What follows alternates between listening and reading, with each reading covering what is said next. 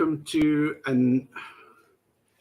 good evening, everybody. Welcome to another edition of our Skeptic Haven show, coming to you live from Masjid Al Haram. Today, we are going to talk about all things related to Islam and Islamic Reformation. So, yes, get yourself a snack, get yourself a drink. We've got a panel of exceptional guests who are outspoken about being ex-Muslims and very familiar with that aspect, lined up for you to have a very engaging conversation. Let's get the show on the road.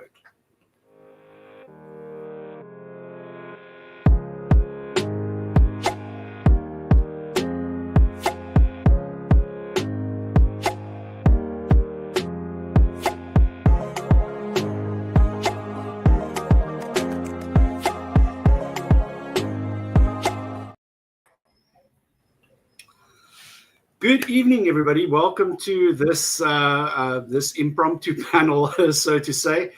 The idea for this show actually has been brewing with me for a very long time, because I've been reflecting on this thing about the evolutions of religion and how religion changes as a chameleon.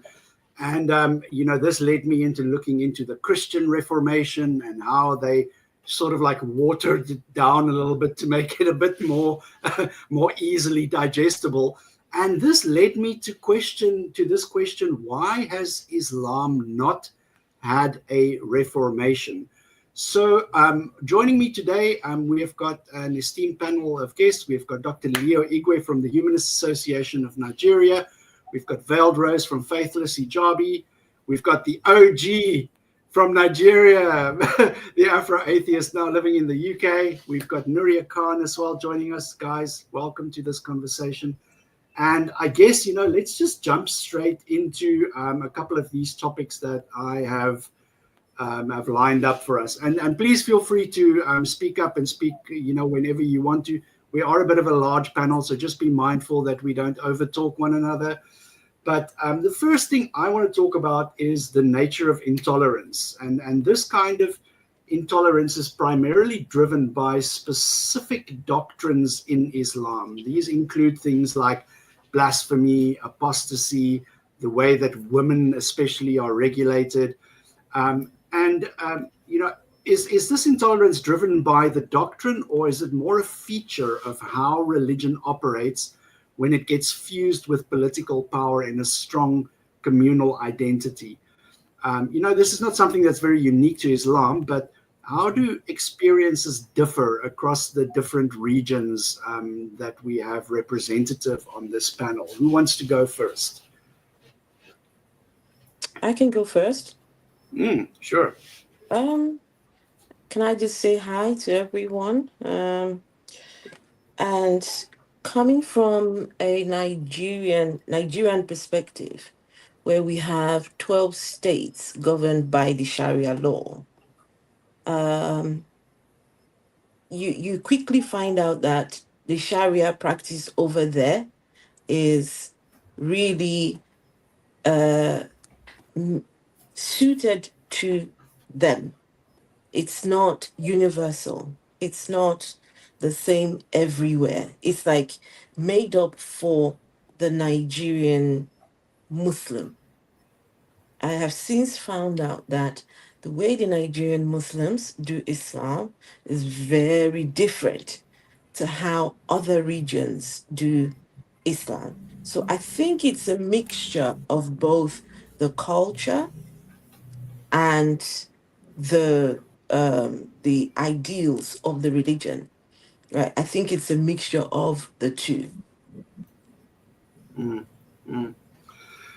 But it's strange, when we speak of this intolerant aspect of Islam. We can only reflect back on the north of Nigeria and what happens there when somebody just sneezes in the direction of the Prophet or sneezes in the direction of a mosque.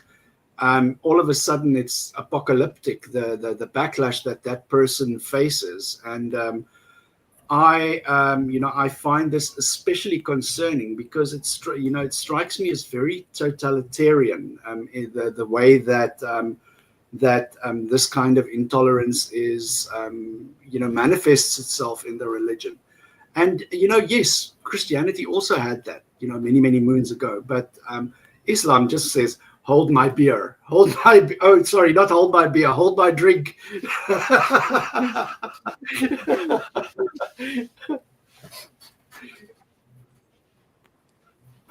I would argue that it's inherent in the text.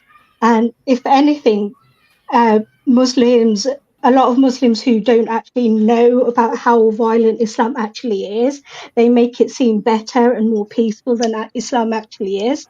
A lot of the time when I'm speaking to other Muslims, when I tell them about things like the domestic violence in Islam being permissible, they're really shocked because they think it's there's no way, because Muhammad treated his wives really well. I think it is a lot. I think Islam is primarily about political power and political dominance, and I think the issue of the Reformation that you were mentioning, I hope you don't mind, but I think sort of like I think Islam has had to reform itself from the beginning, because it has done what it has taken to stay in power.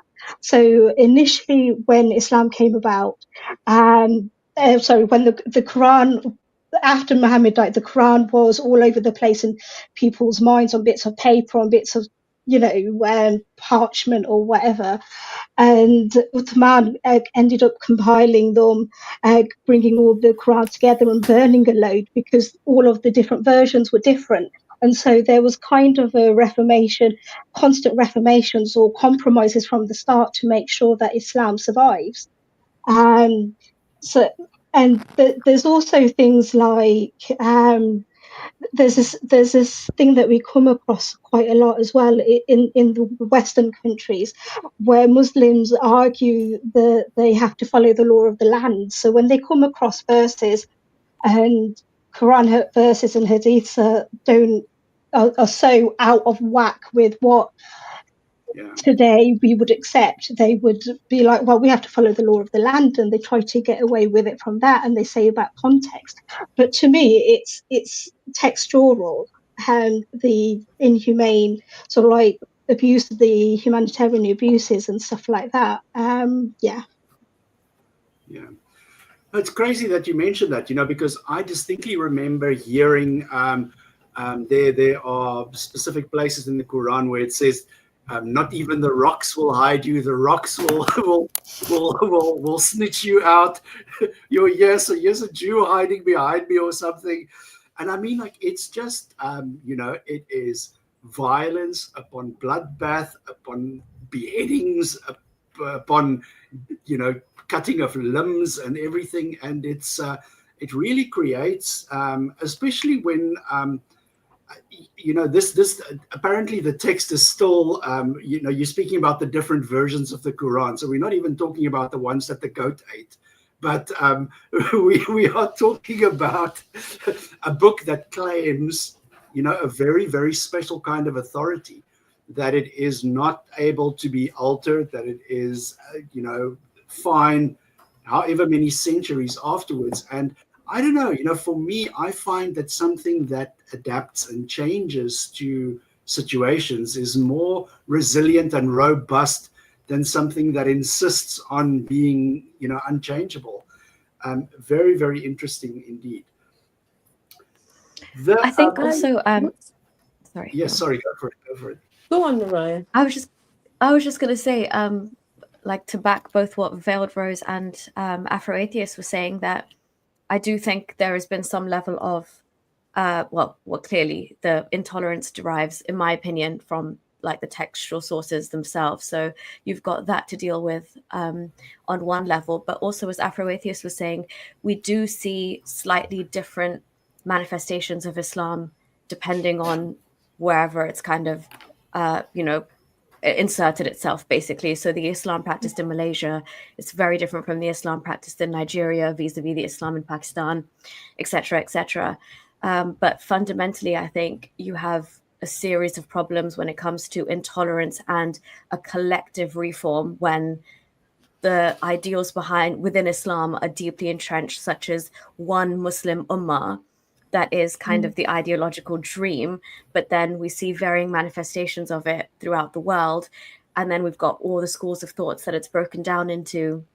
And obviously we can unpack the reform bit later, but people can argue that it's been reformed in the past and what that looks like, and if that's even beneficial to human society in general. But I do think you're dealing with multiple layers of issues, whether it's the textual sources themselves, whether it's the way Islam is practiced by Muslims around the world, and then the schools of thoughts that you're dealing with on top of that, and trying to make that one collective agenda, which is what Islam essentially yearns to do. Interesting though about the whole concept of Reformation comes from having both an internal and an external critique. That is the only way that you can get to a place where you can basically look at any kind of reform. So I made a note here that says some Muslims work for a progressive or a reformist Islam from within. So I just want to know from our panel of ex-Muslims here, are these internal movements capable of fundamentally addressing the core rotten issue that we are talking about, or is it inherently limited to the need to remain within the fold, or remain true to the, so as you can say, the original or the true Islam? Is dialogue and collaboration what we need, or or is this counterproductive? What is your opinion on this? I honestly, sorry, go on, Afro-Atheist. No, I think that with Islam, I think the text is more revered above everything else. And when we're talking about Reformation, moving away from the text, because Muslims pride themselves on the Quran being the words of Allah. Right? When I have conversations with Muslims, they say the Quran is Allah speaking. Allah said this and Allah said that.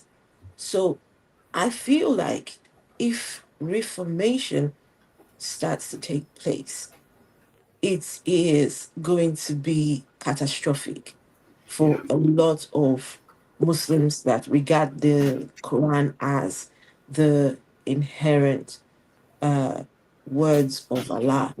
So I and this is why I feel like this is why Reformation in Islam is a tough.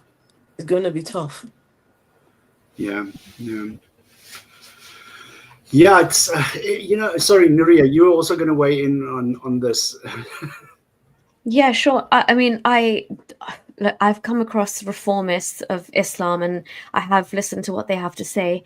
So I do respect the kind of courage of them pushing for reform within Islam, and I do really respect the sentiment. And those are not the kind of Muslims that people like Veiled Rose and I would have to worry about, because they're not out there to, try and get rid of us in the same way that Orthodox Islam, if you will, or Muslims, or extreme Muslims would want to.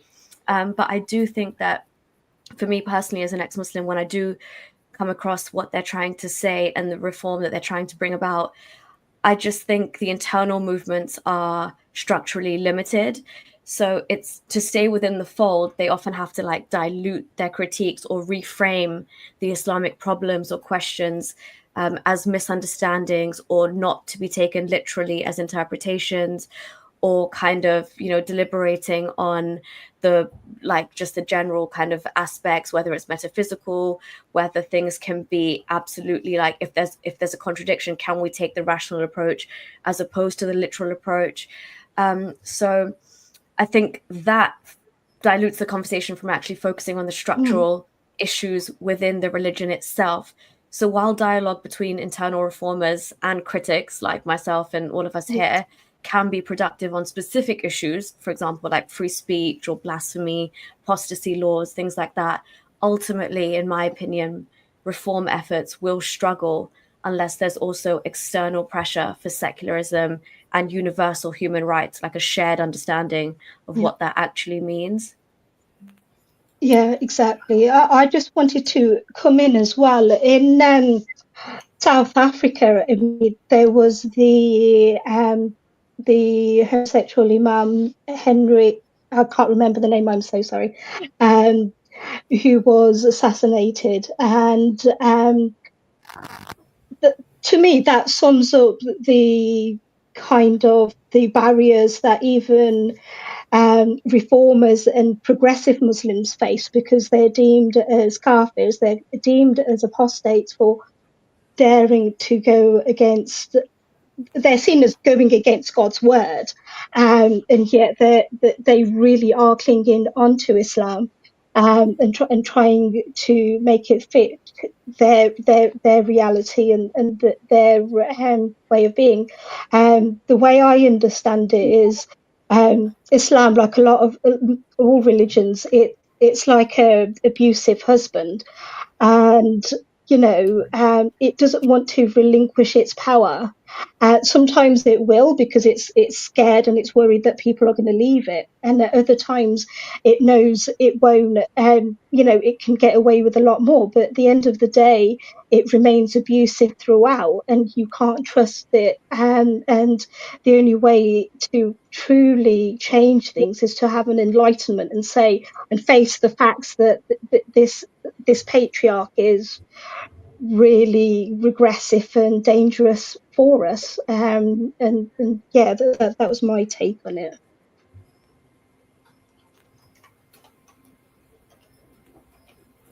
Yeah, very interesting. Sorry, forgive me if I'm distracted. No, that's fine.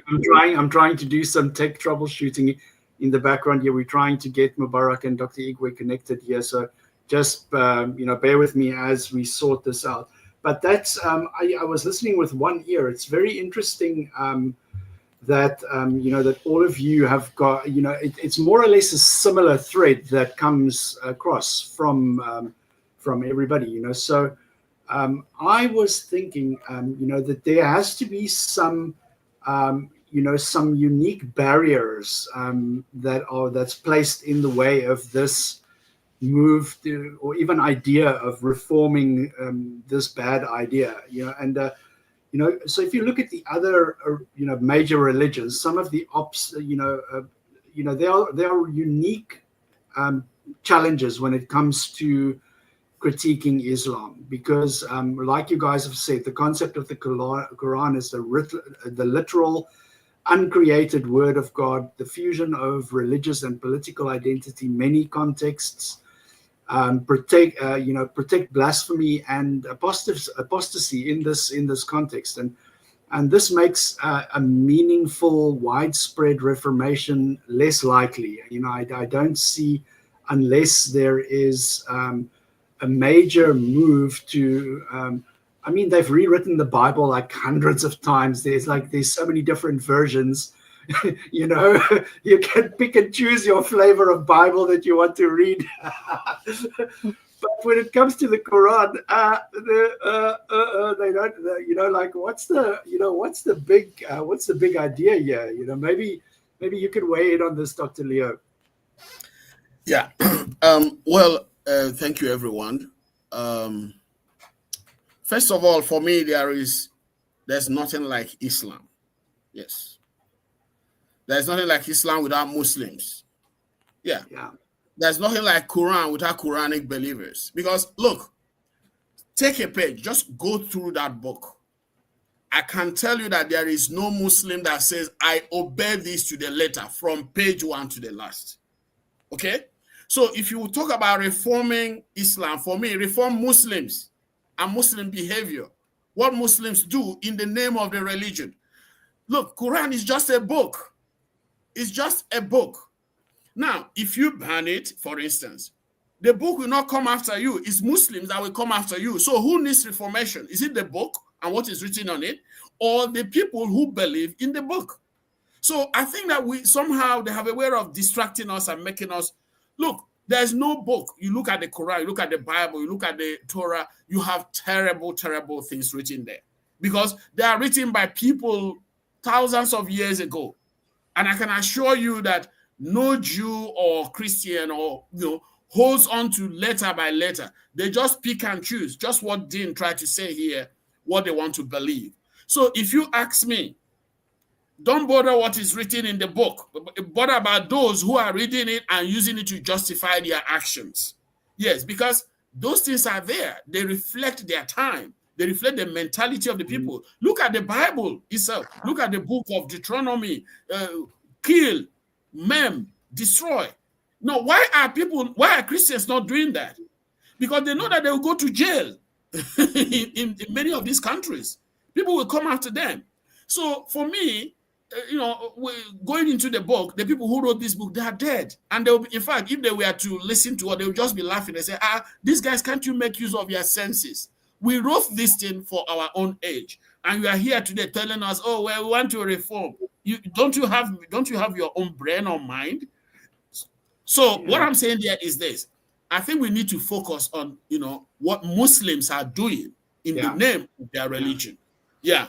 And let them know that, for instance, when you beat a woman and you're telling me, oh, the Quran says, put the person in jail and the Quran will come to bail the person out. Okay? Let the person be punished. Then Allah would come. So for me, let's be bold about this. You kill somebody in the name of blasphemy, put the person in jail. Try the person and put the person in jail. Allah should come and pick the person out. Muhammad should come. After all, he flew in a what do you call it, winged horse, all right? He could not actually fly back, and all that. So I think we need to be a little bit courageous and confront Muslims over their extreme behavior, and stop cracking our heads, what is written in the Quran. They wrote what they wrote at the particular time. It is on us now to ask ourselves, why should we be guided by what is written centuries or millennia ago? And if somebody wants to be guided by that, then we should put the person where the person belongs. Yes. So I think that's the much I want to say on it. Let's focus on Muslim, the people living out these books and traditions, not the book and what is written there, because the book is written at a particular time. Yeah. And that book is no longer fit for purpose. It's no longer relevant to today. And can I just say, Mubarak Bala is here with us. Oh, wow. Amazing. Hi, everyone. Mubarak. Hi. Sorry, good to see you. I'm having very difficult times with the network. You. Yes. So I'm hopping on the mobile phone, but I think it will work. Yes. Yeah. We can hear you loud and clear. Yes, you are. Yeah. Okay. I think I'm good. Yeah. Who brought the idea that I should leave the laptop and hop on the phone? I think it's best. I've been seated for almost an hour. Yeah, before we continue with this conversation, we are all dying to hear an update from you, Mubarak. Just take 5 minutes and just tell us an update. Obviously don't disclose anything sensitive or anything like that, but just give us an update. Tell us what's going on with you, and how are you doing? How are you coping? What does freedom taste like? Tell us. Well, I've been free for quite a bit of a time now. I think I'm even bored because I've been jobless. So I enjoy these kind of meetings. I have been on about 7 or 8 shows now, but it's all foreign. So, and in less than 24 hours, I should be out. I should be out of the country. I'm looking forward to that. I can't see the names very well because it's the mobile phone. Afro Atheist, I know you, Dr. Leah Eager, yes. Maria, is it Maria? Nuria Khan, I think I know the name, yeah. Nuria Khan. And it's a pleasure to meet you, Mubarak. Yeah, absolutely thank you. Great. And this is it verified? Veiled Rose, and also it's a pleasure to meet you, and I'm absolutely in awe. Okay, that's Atheist the work you've Republic. done. Yeah. Thank you. So there is nothing specific, I should say, but it's a good ride. Freedom is good. I am enjoying my freedom. and I'm finding things new. I think connecting with the Bluetooth took me almost 30 minutes because gadgets are very new to me.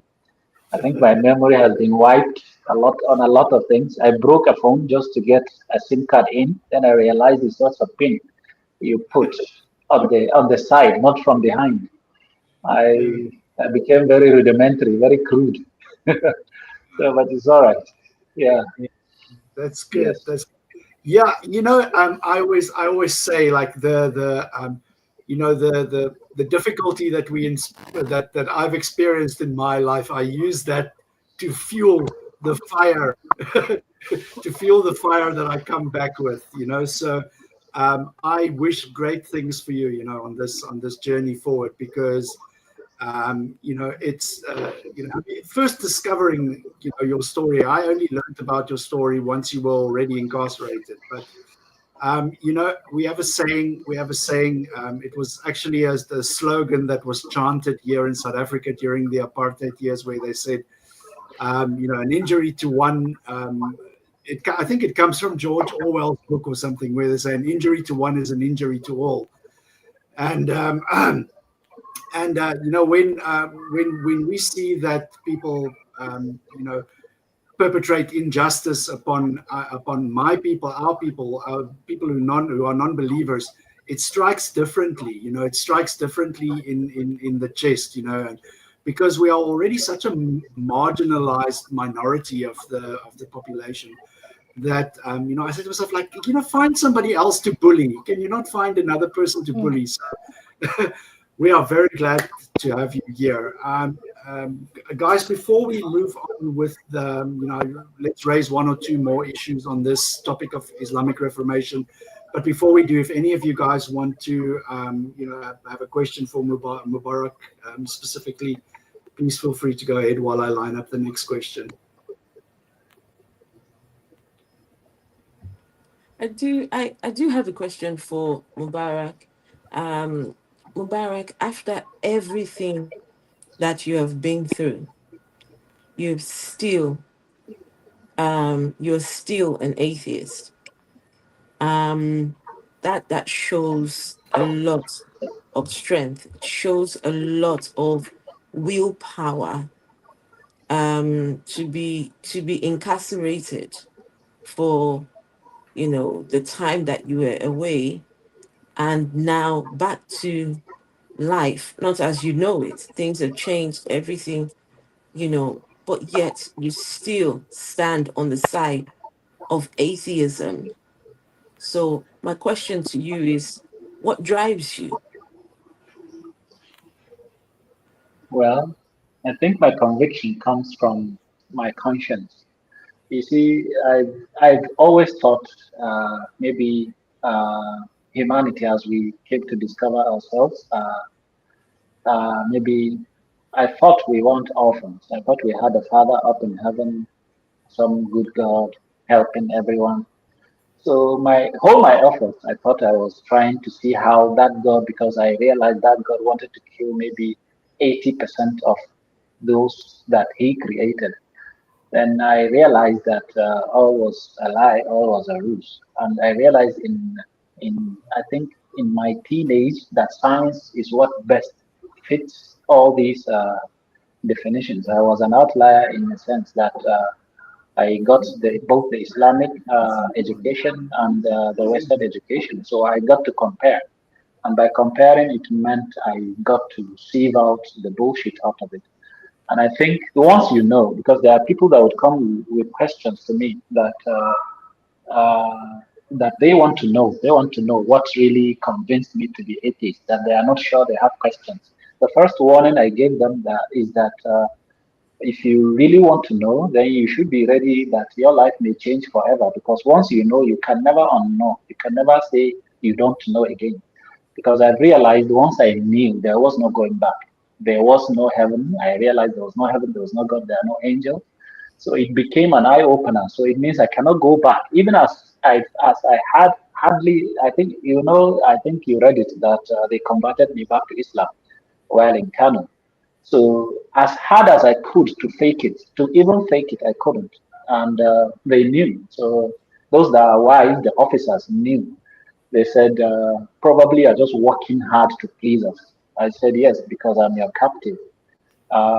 I can't pray, I can't fast, I can't hold that hunger or that thirst for as long as maybe I fear God would judge me because I ate food. I received punishment, yes. I think I drank water during fasting. I received several punishments for drinking water, and I received punishments for taking a morsel of masa. It's a local food. So they converted me, and there was a time my mom came visiting, and they told her, "Yeah, we got him good. He's reforming well, but he's still mingling with Christians, which we are not happy with." So in the jail, there are about 5% or 3% of the population are Christians, and we ran well because they could speak English, so we could talk on intellectual levels.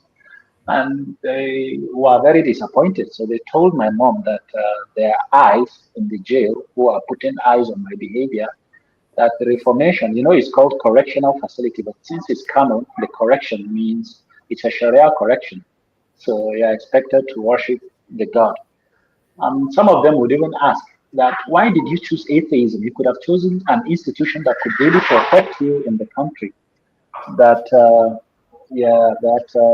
you could be protected if you had chosen Christianity. I said, well, yeah, but it's the same delusion. I was very lucky that I actually seeded out Christianity earlier on while I was a student of these comparative religions. There is a South African guy who was my mentor. I thought the guy would convert everyone to Islam. I think that was when I was growing up. I thought he was a very nice guy, and he was saving people from hellfire. So I thought I could work on that, save a lot, save as much as I can. Actually, it's not about belonging to Islam. I just wanted to save people from going to hellfire because there is a God that would burn them in hellfire. That's what I thought. So my own personal conviction is that I think my conscience now led me to atheism when I realized there is no one helping anyone. And in the end, I think there is nothing that will change that. Even if you are to kill me, I would only tell you what would please you. There was several times, actually, not just one time, that they would take me to the mosque to pray. And if I realize you know enough, I'll tell you that I'm only praying to please you because there is no God to pray to. So I would join them, who do the yoga. I told them it's just Arab yoga. If they copied it from the Indians or maybe the Brahmins or something like that. So I told them I can't actually force myself back. No matter how hard you try, you can. And no matter how so much I got tortured, maybe mentally, physically, I don't think I could, in my own good conscience, convert to any religion. I told them the actual religion that everyone is on is humanism. You could add anything else, but humanism is your first religion, where you have to be empathic to other living things, humans and other animals. This is the best way you could live your life, caring for others and caring for the environment and the planet. This is how best I think I could ever live. There's no way turning back. Thank you. Excellent. I've also got a question, if that's all right. Dean, is that okay? Yes, go for it. Go for it. Well, obviously, Mubarak, first of all, I just want to say I'm truly sorry for everything that you've been through, and I tremendously commend you for carrying on the good fight, I would say. So, yeah, it's really easy to sit in Western countries and do the same thing, but from where you are and what you've done and what you've been through, honestly, massive hats off. And I really hope you get out the country in the next 24 hours. As you said, we're all rooting for you.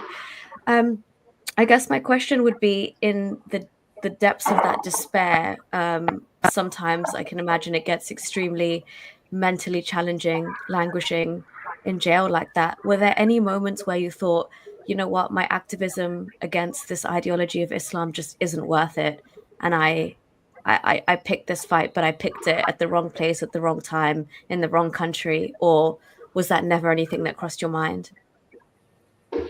Well, I think the only thing I always thought is that I think I got too lucky. Probably there is a goddess somewhere looking over me. So I always felt, how come I didn't die? Because I thought I'd die in my 20s. I didn't die. I took the biggest risks I took were in my 20s. Then in my 30s, I took bigger risks. Then in my 40s now, I will take even bigger risks. because I said I'm only exiling myself for a while, and it's about education, furthering my education. But I'll still come back to Nigeria. This is my vow. I'll come back to Nigeria. So I'm taking it a notch higher. I'll venture into politics. I'll vie for the office of the president. This should be half a decade or more. 5 years. 5 years is a long time. Actually, it's a very short time because I've been almost 5 years in jail, and I think I just skipped 5 years. I was just 35, then I just woke up to see myself at 40. And because you don't have mirrors in jail, you don't really see yourself. Then now that I came out, people are telling me you have gray hair all over. I told them it could be stress, and in Africa we call it wisdom.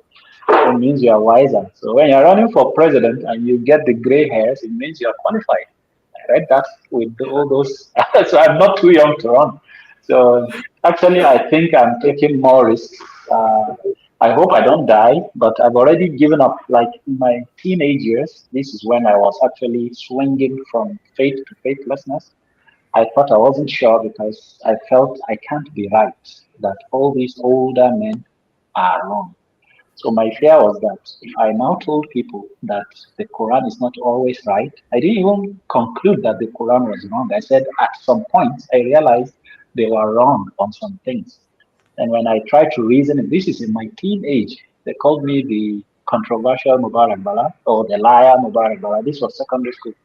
And this, we call it secondary school, you may call it, is it high school? Yes, high school. High school, So yeah. in my secondary school, my father actually enrolled me in an all Muslim primary school and all Muslim secondary school. I was supposed to go to International Islamic University Malaysia, where it is an all Muslim student. So it's a school that will teach you science, will teach you all the things you need to know.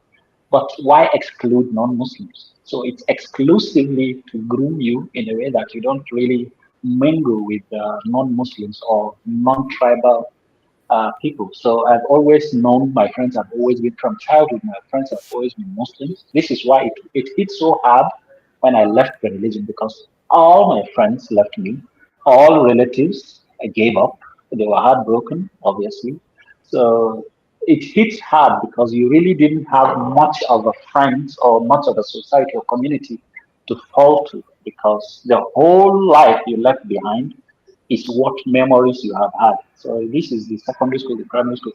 So during those years, I think I have already thought of these things, and I only concluded that probably I may end up losing my life, or I may end up not marrying from my tribe or my culture. So it's later that it's especially this fear that you'd lose all your friends. It was later I realized I think that by leaving behind that life, this is when I got exposed to even know more people. And I could tell you that I didn't know how to even speak English until I think after the secondary school. I could read English, I could comprehend it. I don't have the confidence, and I don't think I had the maybe we actually thought Western education is really bad. We were just taken there because they wanted Muslim children to know the tactics of the evil non-Muslims, so that we learn it. If you're a medical doctor, you are representing Islam. If you're in the army, you are representing Islam. If wherever, let me be a journalist, but I'm representing Islam. This is why you have to carry the Hamas flag or maybe the veil. All those things, you're supposed to just be sympathetic to the Islamic cause, even if the villains are really Islamists, or I'd say Muslims. I don't want to sound Islamophobic, but really, really, there is a problem with the religion. There is a big problem with the religion. And Muslims have a problem. We have a problem with Muslims. We have a problem with Islamists. The bigger problem is with the Islamists, obviously. But I hope that we create this word called Muslimophobia. This is what is supposed to be avoided. Muslimophobia, hating Muslims or disparaging Muslims or being bigoted against Muslims. My mother is a Muslim. My siblings are Muslims. My relatives are Muslims. I still try as much as I can to maintain good relationship with the Muslim community, not the Islamist community. These are just one step behind the terrorists. So these are the ones that actually would want you dead, but they would prefer they set the stage that you end up dead, just like my abduction and my incarceration is orchestrated by the Islamists. It's not terrorists. Terrorists will just kill you. The Islamists would create the stage that maybe the mob would kill you. So this is how it happened. I became an outlier early in my life because I got to know both sides of the cultures, the Islamic culture and the Western culture, and I got to compare and see where it led me to since my teenage years, actually. But I didn't have the confidence until when I reached my 20s. That's when I had the confidence. Yeah. You know, this it's funny that you talk about this concept of Islamophobia. You know, whenever a Muslim is criticized, immediately you hear Islamophobia, Islamophobia. Well, first of all, you know, let's talk about definitions here. A phobia is an irrational fear.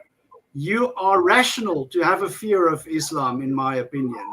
It's a rational fear.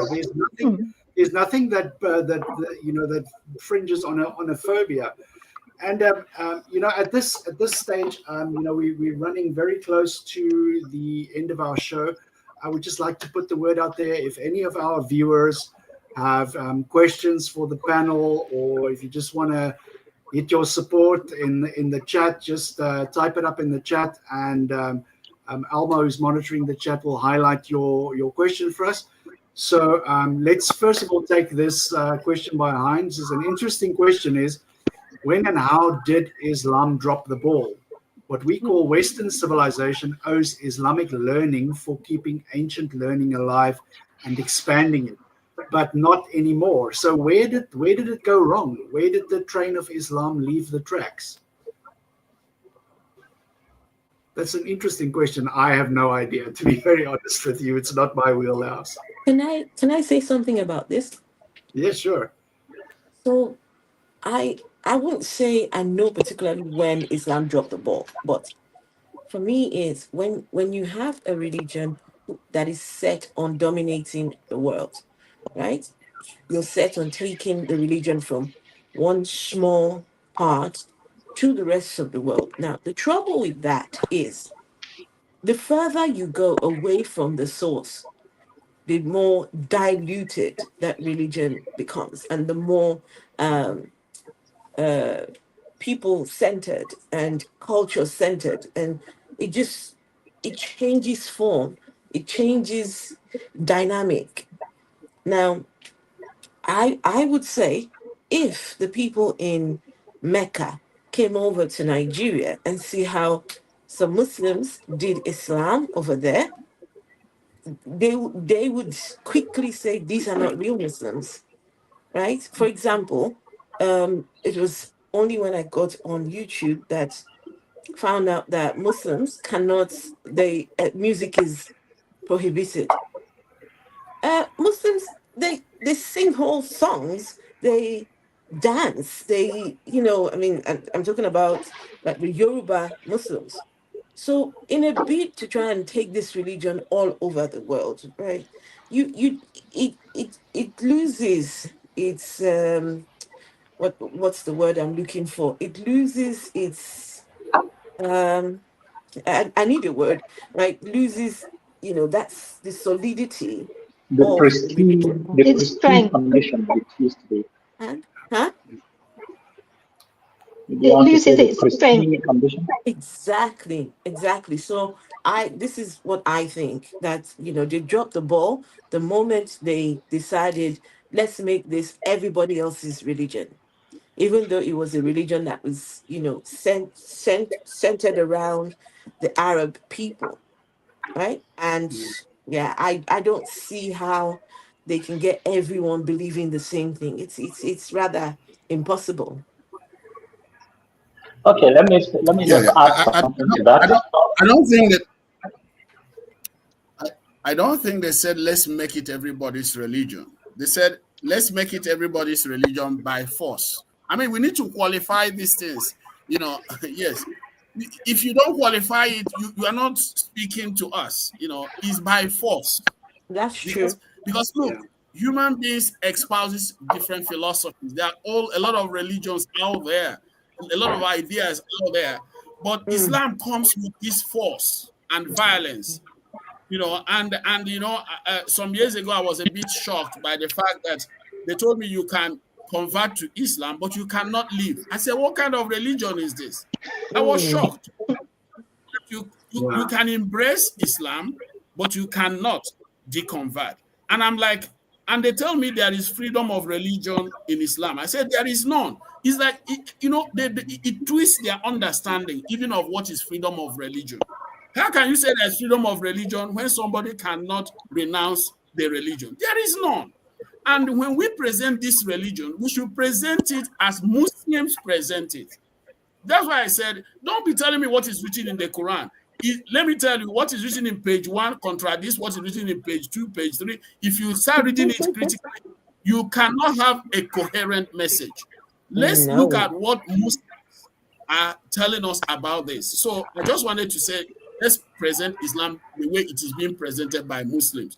It is the religion for everybody by force. Yes. It's totalitarian. Yes, absolutely. Yes. Let me add something to that. You see, the doctrine explains to the gullible minds, like in the younger Mubarak, that this planet was made by the God Allah. And he decided to create little human beings and genies, meaning what do you call them? The demons. That's the al-Jinn, and the angels. Yeah. Jinns, exactly. So Allah decided to create all these creatures and place them around the planet Earth. Actually, it's a flat planet. So now that is a land belonging to someone called Allah, and He has mandated that whoever is on this land should practice Islam and worship. So now it doesn't matter to a cleric living in Nigeria whether you are a Christian living in Lagos or you are an animist worshiping the stones in the villages, let's say in Plateau State. They don't care. The planet belongs to God, their God, Allah. And this Allah has already mandated that you must belong to His religion, which is Islam. And so they don't care. And the doctrine says you belong or you will get killed. There is a criteria. They will preach to you. If you don't belong, then you pay the jizya, which is the tax. After the tax, if you don't do that, then your property and your life is now belonging to the Muslims for looting and for raping. If you have rapeable daughters, like a 6-year-old or a 5-year-old, and everyone else is slave, including yourself. So it's a hadith and it's in the Quran, it's there. And وَكَلِمَةُ اللَّهِ الْعُلْيَا, the word of God is at the top. لِيُظْهِرَهُ عَلَى الدِّينِ, this is Islam talking. That's Allah talking. لِيُظْهِرَهُ عَلَى الدِّينِ كُلِّهِ, this religion will be on top of every religion. وَلَوْ كَرِهَ الْكَافِرُونَ, and the non-believers will not have any say. They cannot do anything against it. So the belief, this absolute belief that the planet belongs to Prophet Muhammad, it was made for Prophet Muhammad, and he has dictated who you should worship. It means you are just living on a rented planet, and the father of that planet, the maker, has dictated what you are supposed to do. This is why they feel that they can take over Lagos, take over Port Harcourt, take over Germany, take over France, that they have to spread. They just realized that they didn't spread enough 2 centuries ago, while when the white people 4 centuries ago were spreading around the planet. So they are doing it currently now. This is why you see them trying to emigrate everywhere and create the noise and all these street threats that you receive.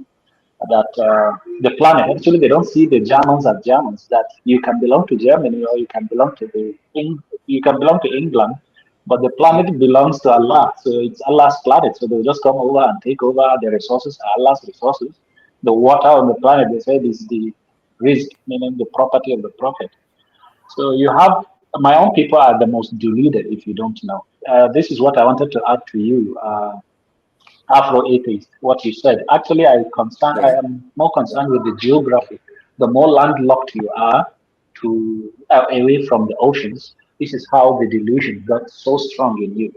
I realized this when I consider Afghanistan and northern Nigeria. This is because we are so landlocked, and the British, when they came, instead of them to colonize as the French were doing, actually in like maybe mingling well with the people there, the British employed a tactic called indirect rule. They allow you to rule your people, the traditional rulers.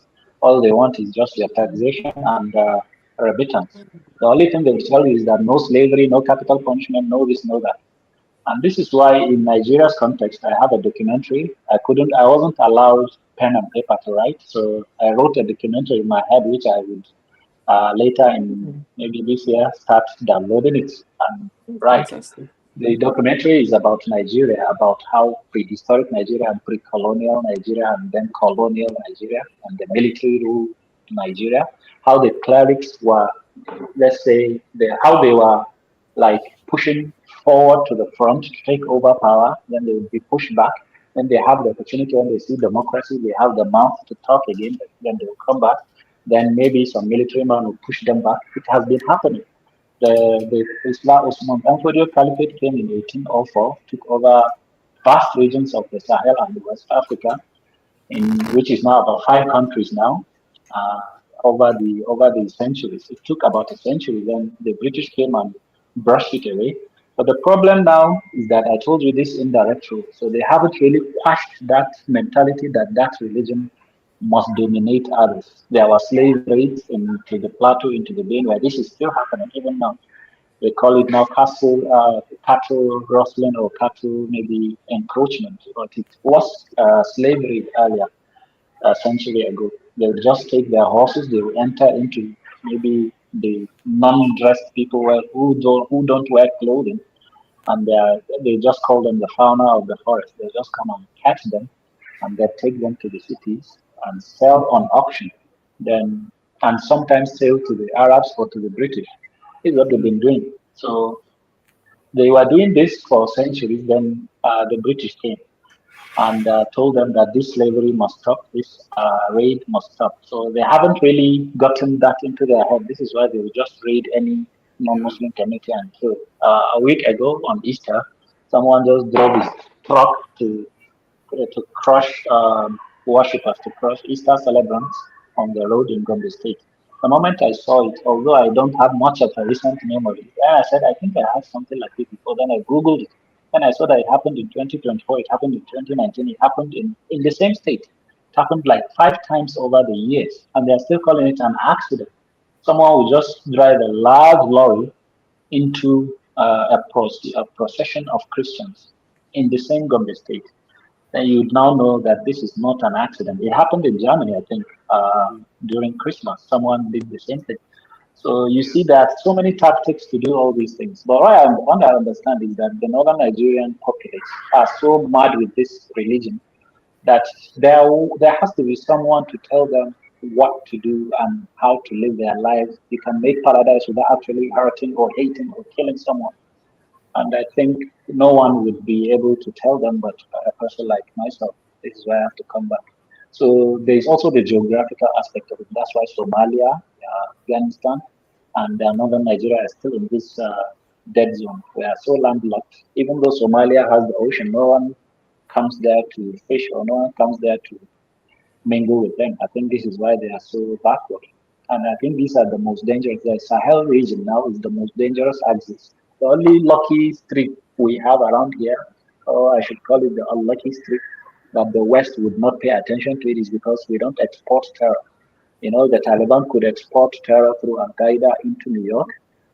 Somalis could export terror through Yemen and into the West. But our people are so uninformed and so unintelligent and so unschooled that the only terror they could inflict is on the local populace. And so the United Nations wouldn't know, the media wouldn't know, while they are just paying attention to Sudan, Gaza, and other and maybe India, other countries. So it's mostly unreported. This is why I have to release the documentary. It's unreported. There is massacres and there are killings and there is a planned genocide by my people on other tribes, and it's happening. It has happened for centuries and it's still happening now. So the solution would be probably to give Nigerians the option of a referendum if they really want to live with someone that comes to publicly the media to announce that they have to kill so person, and no government would intervene and they would kill that person. In my own case, I got lucky, I didn't die, but they have announced several times on so many people, and these people ended up dead. So the killings have to stop, and we have to bring it to the fore.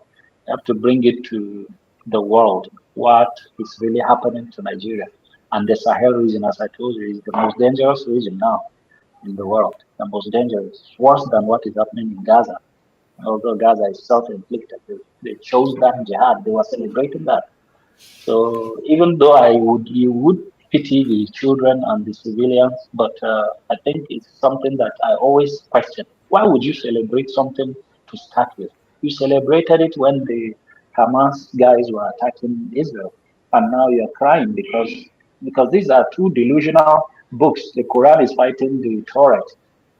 Is it the Old Testament? And now the Old Testament is fighting back. And both of these books are telling each other to kill each other, kill their children, kill their wives. This is what is happening in the Torah. This is what is happening in the Bible. Maybe I don't know much of the Bible, but the Old Testament is about killing and raping, and now the Quran. So a Jew may be gingered by his holy book to go and kill, and a Muslim would be gingered by his holy book to also go and rape and kill. So if they were really human, just human, they wouldn't have that bloodthirst for each other. So it's regrettable. So somebody should say something. Yeah, this is a very interesting. You cannot ignore it. There is such a clear link to extremism within that religion. Whether you want to call it direct, whether you want to call it causal, but the line between mainstream and conservative interpretations, only leads to this. It always points to this violent extremism. And you know what? And a lot of people will say, no, but that's a perversion of Islam. And, I think it's a logical conclusion. It's a logical conclusion. If you only have this, kill the infidel, the unbeliever is kuffar, and if you have all of this constantly repeated to you, it's going to start, can you blame people when this is all that they hear? It's a very, very sad state, but there's no way that anybody can ignore that there is an extremist side to that religion. And I don't know how we are ever going to get rid of it without getting rid of the religion itself, because you can even look at, people, it takes a couple of generations for people to change, and sometimes it happens overnight in a generation. Sometimes it takes a few generations. But if you strip bad ideas away, then, it leaves room for people to grow into new ideas. And you also have a fertile soil where you can sow other seeds like humanism, secularism, equality, recognition of women as equal citizens, for example. That would be a very good seed to sow in the fields of Islam. But yeah, I don't know. Sometimes I feel very hopeless. So I think what I want to Can I say something quickly? Sure.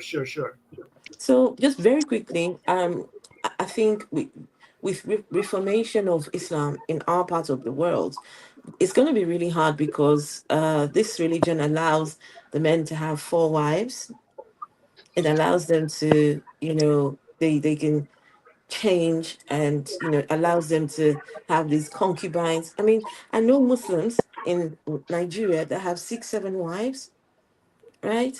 There was one time one of the senators in Nigeria, Senator Yerima, he was going to marry himself a 12 or 13-year-old bride from what's it called, Egypt.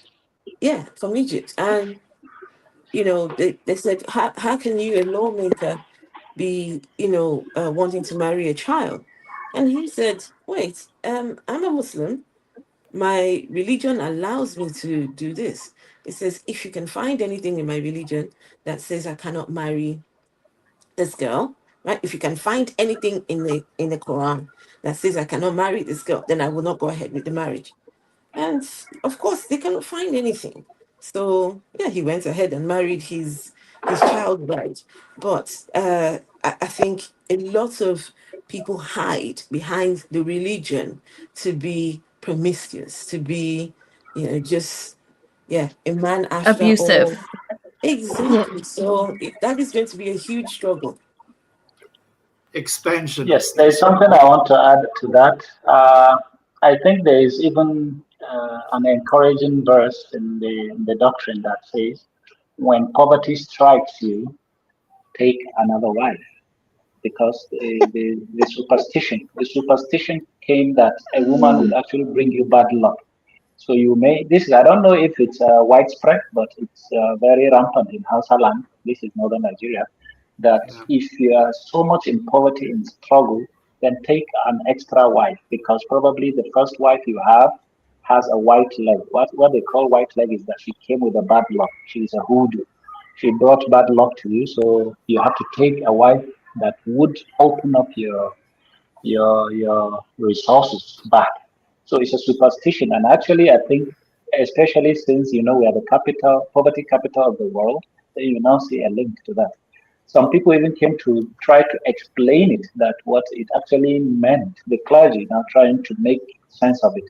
They said what the prophet actually meant is that what he wanted is so that when you take an extra wife, you have extra responsibilities. So now you have to work harder, meaning you've not been working hard with your wife and 4 children. Now with that extra wife, you work harder to provide for that new wife with her other 4 children. So it happened like that. You see, this past Eid, I went home to Kano State. I've been going to Kano. I went to Kano 3 times. I had to, I must. They said they would kill me. I said I have to come. It's my hometown. So when I went home, I took Amina and Sodengi, my son, along. They wouldn't come the first and the second time. So the third time, now they send them out safe for 2 times. So they allowed the third time. They joined. When we went there, so I was taking her around the extended family to greet them and so that they would meet my son. And when she asked how many family members I had, because she'd seen so many cousins, then my uncle told her that our grandfather, the maternal grandfather, left behind 34 children. 34 children. And those children have also given, yes, 34. And I think I have about 100. From my mom's side alone, I have over 150 cousins from my mom's side alone. And from my dad's side, I could remember in 1997 when I lost my paternal grandpa, we counted 102 grandchildren. That was 1997. And there are so many other extra wives that came into the families through his children. He had 12. So now I think I could just say maybe from my cousins and maybe paternal and maternal, I could count about maybe 1,000 if I were to extend it to half cousins and this and that, maybe 1,000. So you see, this is how it happens. And I think the only educated out of these 1,000, the only educated ones are those that came from my own home, those that could speak English. So it's regrettable. I could remember vividly when my grandfather actually, my father allowed my mom, the man has to allow the woman to go to school. So my mom, she married at 13, I think. She married my father at 13 while he was 17. And so my mom enrolled in school after having me as the third child and the fourth daughter. My mom has 9 children. So after having me and my sister, my mom decided to enroll back in school. I was about 5, 7, but I could remember vividly. My dad allowed it. Then my grandfather, her own dad, had that she went back to school for education. She has never attended a primary school nor a secondary school. So he came to the house. He asked if it was true that she joined the infidel school, and she said yes. So he asked her to leave the school. This is even a vocational training school, that she should leave that school. This is in the 1990s, early 1990s. So, and he asked her what she wanted in life. She told him she wanted to learn how to sew clothes. Then he went and bought a sewing machine made in England. I could remember it vividly. It's a sewing machine. This normal machine that tailors use manually. I even knew how to ride it. So it was made in England. So he had no problem buying the technology from the infidels to give his daughter so that she would leave school. He died in 2003. So I told people that this Boko Haram, you see, is not just about the violence. It's innate in us that it's against Islam. It's against the religion. So of these 34 children that he had never allowed any to enroll in school. He's the most senior uncle that only got to enroll by himself, decide for himself. And because this is a reason. why I survived this long, why my family could not really kill me. One is the internet, because I've already outed myself early on. And second is because I'm male. I would never have left Kano State if I was a female. I would never have left my family. There is no power that would have stopped my family from taking me back from a decade ago that they took me to that psychiatric hospital. Had it been I was a female, I would never have been allowed to leave home because you bring another dishonor and shame and bring children that are illegitimate. So it happens that I'm male, and it also happens that uh, I had the internet. It's only the internet that saved me. Maybe the third reason is the tribal connection. If I was an Igbo man, they would definitely kill me. So the moment I was abducted by the police in 2020, the first question that they asked is, "Are you a Hausa man?" And I chose to speak the Hausa language. So the moment they heard that I could speak Hausa, it disarmed them, and the hatred and the frowning of the faces now slacked a bit because now I belong to the same tribe. So tribalism actually helps. Yeah, I could remember the story of the prophet. Those that are ex-Muslims, they know that the prophet lived as a prophet among the Meccans for 13 years. He intermarried with them, he lived with them, he did business with them, and he traded with them in all the commercial activities, which means if you have the tribe, if you have the blood, yeah, you have some sort of protection for a while. Until I think when he exiled himself and they started fighting, that's when the murder started. So I think tribal something actually saves people. And I think this is why they kill Christians from the central region in Nigeria, because they are not of the same tribe as us. And the hatred is already right. They show you that these are subhumans, these are not really humans. So I was just at a pharmacy to get some drugs, and this is when I decided, because I've lived there for 9 months, they don't really know me for about 7, 8 months. They don't really know me. So we were exchanging numbers. I told them I may travel, you may not be seeing me again for a while. I'm going to school, this and that. This is when they now realized I'm not a Muslim. And they were shocked. They said, "No wonder you're so nice. No wonder you embraced us, even though we are non-Muslims." I said, "Oh, actually, that they have never seen a Hausa man this gentle or this embracing." Then they said, "So now that you are not a Muslim, what are you? Why are you not a Muslim? Are you a Christian?" I said, "No, I'm not." Then I said, they asked what I am, and I told them I'm a humanist. They don't really have a grasp of that. So the only thing I could explain to them is that they said, "You have to have a religion." I said, "That's the religion. And this is also your religion, being human, treating humans as what I would want you to treat with me." So I think it inspired them in a bit. And I told them, if we're alive, if I'm healthy enough, and if I have the resources, I'll come back in 5 years to run a presidential election. And they just started gingerly, "Yes, yes, we will join the train." This is how we parted. So you see, humanism, I think we could do a lot with humanism in Nigeria. Yeah. If people understand that we are only one tribe, we are only one race, we are human, the mosquito would not discriminate from any one of us if they want to bite. And when the poverty, we are all in our world, the poverty capital of the world, and it's regrettable. So this is how life is around here. Come back. So I could fight for the greater good. This is what I am fighting for. Someone could take it on. Amazing, amazing. So, everything that Mubarak said resonates with me on such a deep level. I'm not sure. I'm not sure if you guys all, I see great things in this man's future. I'm just telling you, I see great things, Yeah. and I wish Yeah, he runs for absolutely. president because he'll shake In up the. in 5 years, listen, I will run to Nigeria and go and find a voter's card so I can vote for him. Right, right. So, just a bit of housekeeping, guys. Don't forget to check out our other shows on Skeptic Haven. Mondays, we have the Black Free Thinkers. On Saturday, the Global Atheists, which is this show that you're watching now, 30 and 60, and Women Atheists Unload.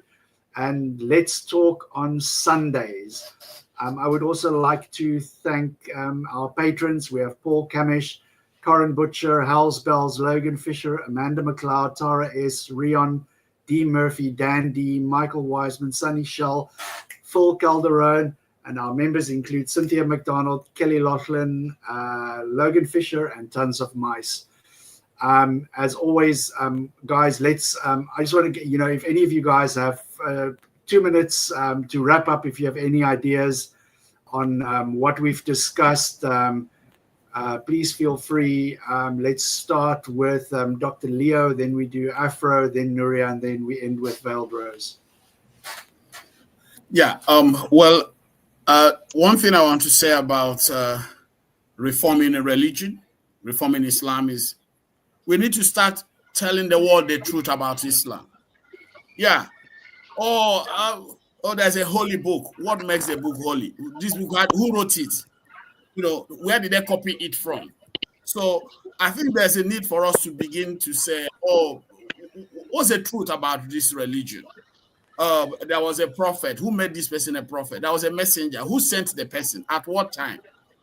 So there's a need for us. Reformation must be driven by truth and facts, and as long as we continue to shield Islam or religious propositions from this kind of scrutiny, we are indirectly perpetuating the extremist ideas. So, yes, okay, it's been existing all the while. Who wrote this book? What are their names? Okay, we don't know them. When did they live? And all that. So I think that reformation will not be effective unless we begin to tell ourselves the truth about religion, about its history and the character. And the same thing applies to Islam. Amazing. So, yeah, for me, I would say that we, each and every one of us is very vital to this work. I appreciate Noraya. I appreciate Veiled Rose, Mubarak, Dr. Leo, Dean. The work that everyone's doing is very, very important, and we have to keep on talking about it. We have to keep on creating platforms where we challenge these ideals, and it's ongoing, but along the line, people are listening, people are catching on, and people are, starting to be aware of the harm, the danger, and, the poison that this religion, continues to inflict on our people. How is it that in Nigeria, over 53% of the population is Muslim, yet Nigeria is the poverty capital of the world? That math is not mathing. So we need more and more people speaking up. We need more and more people showing up. So yeah, but thank you each and every one of you who is already out there doing your thing. Thank you. Okay, let me add one thing, please. I think the world is lucky. The world is lucky that not all Muslims follow Islam. The world is lucky that not all Muslims choose to obey Islam. If all the Muslims chose to obey Islam, you would have a whole wide world with a billion or more people that actually want to wage jihad, that are actively waging jihad, or that actually, this dawla they want to bring back. This is what they had wanted all along. The worldwide connected Islamic empire, Islamic caliphate. It's actually the terror, the mother of all terror. All these things that you see that scare people about Islam, it's not a lie against Islam, and it's not an Islamophobia. The doctrine is full of these hatreds and these calls to murder, calls to rape, calls to slavery, calls to maiming, hating, killing, maiming, all these things. Uh, there was a time I mentioned to someone very close to me when they pled with me that I must come back to the religion. Then I asked them, I showed them a beheading video of Boko Haram. They beheaded a young girl. I think this was the final cut I ever had with Islam. This is when I cut completely from Islam.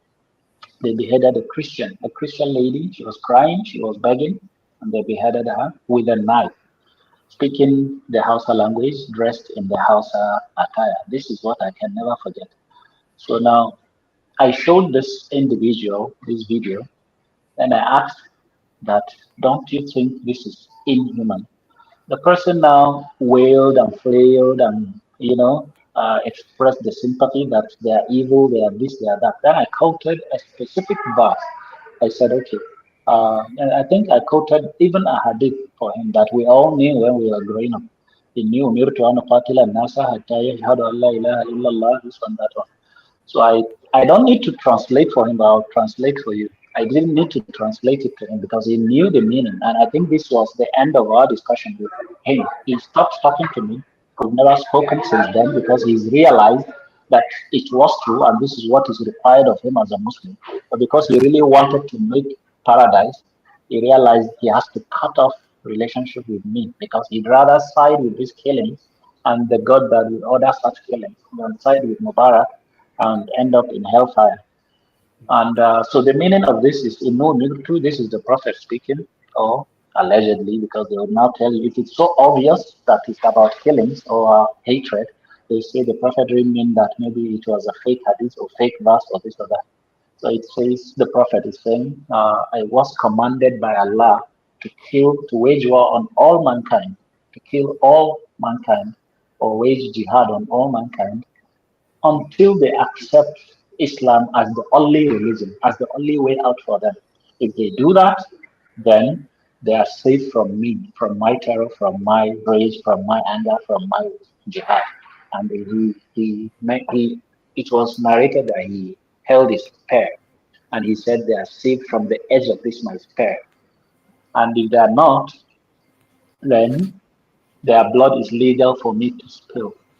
And if they are not, then their wives and their children are legitimate targets for me to enslave, rape, and sell into slavery. Then you now just connected with Boko Haram in 2014 when they took the Chibok girls. This was the biggest shocker to the world back then. Now it's very common now because when an atrocity is committed, the whole world will express the shock. But when it's done repeatedly, it's no longer shocking to anyone. Now they will just take girls in Katsina State, in Borno, and nobody even pays attention because now they're taking girls so much and married women so much, and nobody even could keep count. So everybody have decided to forget them. They are in the bushes being raped. I've seen in prison people coming in with these kind of rape. They are Fulani bandits. They came with the cases and they left me in jail. They leave Boko Haram terrorists leave jail because they are reformed. They have taken the vow that they will not kill again. They will not join the jihad again, and they are reformed. Just Google it. You read that 300 or about 300,000 reformed terrorists have been released back into society. So, but a person like me would still be serving 40 years in jail. So what I'm trying to drive at is that we all are lucky, Homo sapiens, are all lucky that the Muslims chose to either ignore the main pillar of the religion. They would tell you the 5 pillars of Islam are the Shahada and the prayer and the fasting and this and that. Then the main pillar that the Prophet said that his religion revolves around is the jihad, and they chose to ignore that, and they have now maybe watered down the jihad to mean that it's your own personal self struggle. But the moment a small jihad is waged, you see them gingering. If it's in Sudan, they will ginger it. If it's in the West, they will be happy. If it's killing Jews, they will be very happy. Excellent. That's what unites them. So even the Muslims that are not supposed to really wage the jihad, if they see the jihad going on somewhere in Kashmir here and there, then they'll be very happy and they are happy about it. So the Reformation has to also happen not just with the doctrine, but with the behavior of the Muslims. You cannot be pleased with the acts of your religion while you don't want to practice it. You thought you would just pray and make heaven, but then in reality you really want all the aspects of the religion uh, to be meted on non-Muslims.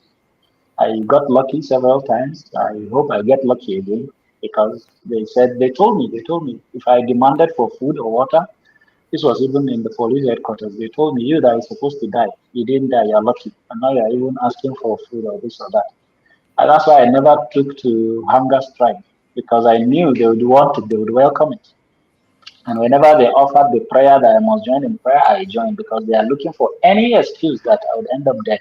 And they just write the paperwork and they report that I was too strong headed to obey rules or regulations. So I tried as much as possible to just flow with the tide and get out safely, which I did. This is why the moment I saw a judge 24 months after my first incarceration, I pled guilty immediately, because treating the case in that court would burn up Kano State. They would kill Christians. They would look for not just Kano State, all over the north. You see, if they see a cartoon in France, they go out to kill Christians in Kaduna State or in Kano State. This is my people's behavior. So if it were to be read in the court and I were to defend myself that the Prophet did this or Islam said this or this or that, they know it did, but it would hurt them, and then they would go out to kill people, and it would still be heat on me. So I thought best is just to plead guilty, and the police also advised, my keepers also advised that if you confront and you ginger this and it reaches the media, you are risking not just your life but our lives, and this prison will be broken and we will all be killed. So there was no fighting it. There is no way anyone could fight it. It's not by lawyers. It's not by no one could. No one could. I was only imagining in my bed that probably a helicopter, a chopper, could come and pick me up. But this is just pipe dream. But I really thought that was the end of my life. Yeah. Wow. I mean, I could sit and listen to you for. I'm sure you have got stories to tell for days from your experience, and you definitely need to get this out there, because it's gripping and it's authentic and it is human, and that's what I love about these kind of interactions, because the world is so quick to strip us of our humanity and dip us into this fake world of commercialized being, or religious thinking, or whatever, but these conversations that we're having now is what I really love doing, because it's authentic and you really get to experience people and to connect with them on a level where you literally put yourself in their shoes by listening to them, and I really love doing this. In closing, Nuria, and then Veiled Rose, and then we are going to wrap the show up. Thank you very much, guys. Nuria, are you frozen, Nuria? Am I frozen? No, I think not it's just frozen, but Nuria that's frozen. Yeah, I Okay, think Veiled Rose. Oh, hi. Sorry, can you hear me? Yes, you're Yeah, back. You're we back. can Sorry. hear you now. Oh, sorry about that. Yeah, I just want to say thank you so much to Dean for putting this together. Obviously, I imagine it couldn't have been easy. And also thank you to all the panelists. It's been really interesting to hear, obviously, the Nigerian kind of experience of Islam, and I've come across things today which I've never heard of before, which are clearly unique to the way Islam has manifested in Nigeria, and things that people kind of come out with from scripture or emulating the prophet to justify their actions. So yeah, it's quite disheartening, but it was very interesting nonetheless. I guess my point, just to wrap up on reform, would be that in my personal opinion, when I speak to or come across reformists, what I'm seeing is that it takes a lot of kind of twisting and stretching of centuries old traditions to fit into our modern perception of, human rights, morality, and things like that. So while I see reform efforts within Islam as no, I do really